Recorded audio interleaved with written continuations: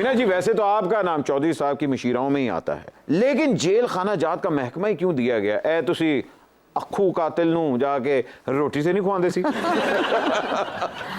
Ahmad, actually जब भी मुझे चौधरी साहब ने जो भी ड्यूटी दी है, जैसे आपने अपने इंट्रो में कहा, तो मैंने उसको होल हार्टेडली निभाया है। तो पहले एजुकेशन डिपार्टमेंट मुझे दिया था चौधरी साहब ने, जब 2002 में वो आए थे। फिर 2008 में मैं MPA बनाई गई।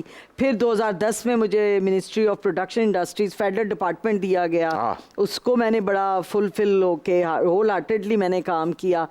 अब जब 2013 में दोबारा मुझे चौधरी साहब ने MPA बनाया, फिर जब 2018 के इलेक्शन में मैं नहीं बनी तो उन्होंने मुझे एडवाइज़र टू चीफ मिनिस्टर अब बना दिया। तो मैं उनकी हमेशा से शुक्रगुजार रही हूँ।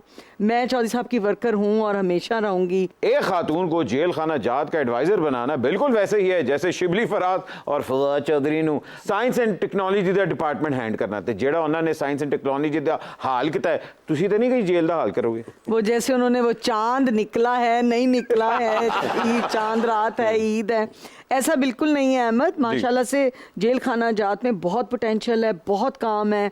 वहाँ ख़वातीन भी हैं, बच्चे भी हैं, मर्द भी हैं।